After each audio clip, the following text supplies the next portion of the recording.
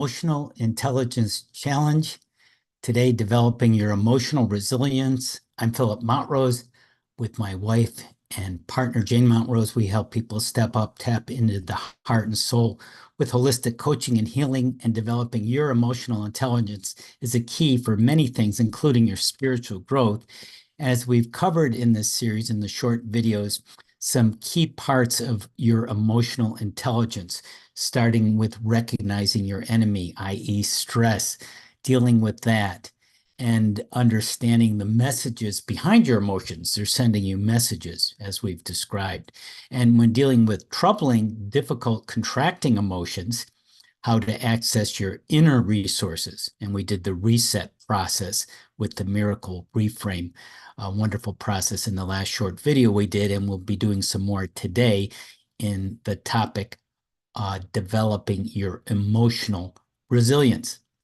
So I want to start with a little short inspirational quote. Within you, there is a stillness and sanctuary to which you can retreat at any time and be yourself, Hermann Hesse. That's a beautiful inspiration and guidance for us in the short video today about your emotional resilience. So the first point is remember that emotions can be either expansive, neutral, or contracting, as we discussed in an earlier video. Now, what that means is when they're expansive, it's more like hope, optimism, excitement, love. If they're neutral, well, it's even-handedness, it's lack of concern, it's okay. And if it's contracting, those troubling, constrictive emotions, fear, doubt, anger, even hopelessness and despair. And there are others, of course. And the idea is to handle maybe the more difficult ones, which we'll look at today, the more troubling ones, the contracting ones. And I'll start with a short story to illustrate.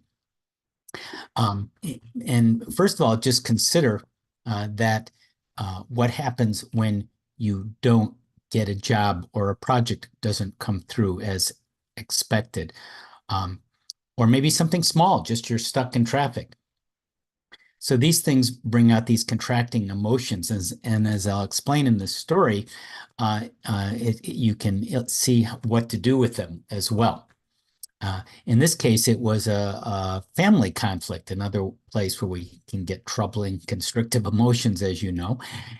In this case, it was a person I was counseling, and he had had an ongoing challenge with his sister, who kept criticizing him and judging him, and even his wife, over time. And it got to a sort of a head and when a certain situation where she was extremely critical, predictably so. And this fellow wondered what to do. What should he do? Because what was he feeling? He was feeling hurt. He was feeling disappointment, even some fear about being blamed and judged by his sister, which was a continual pattern throughout his life. So what he decided to do, actually, in just counseling and looking at different possibilities, is to cut off relationships with her, because he gave her many chances to change. She wasn't willing to do so. So in the meantime, he just wasn't going to communicate with her, and he felt fine with that, even though there was some loss and separation. He felt it was the better decision to deal with, and learning how to be more emotionally resilient in that difficult situation of accepting life's challenges, which is what stress is about, challenges. And the idea is how you respond. If you have a goal of resilience, if you have a goal of changing positively, you're going to make more growth choices. And you can follow through on those growth choices with these positive intentions of accepting, exploring, and seeing what makes the most sense in dealing with difficult, constricting emotions. So the second point today for developing emotional resilience for yourself is seeing the big picture. That means you want to go to the heart of the matter. When you see the big picture, you get a really bird's eye view of what's really going on with you emotionally in your life's challenges. And I'd like to do a little brief exercise, a little strategy, heart-centered strategy for you in dealing with this.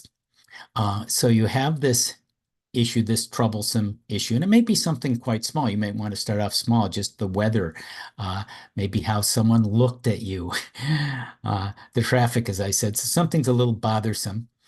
And now, with that in mind, you imagine yourself rising up, just going up. You can close your eyes if it's comfortable, rising up to a higher place, and you're sensing the beauty of this higher, lofty place. It might be a mountain or a mystical cloud or someplace on high. And from there, you feel the beauty, the energy, the harmony, the oneness. And now, looking down, sensing down at your old constricted place, that challenge you begin with, send some love, send some positive energy down into the old place. Because while you're in this place of stillness and sanctuary, you can send down some beautiful energy to your ailing self that's having this difficult situation that's constricting your emotions. And just breathe it in now.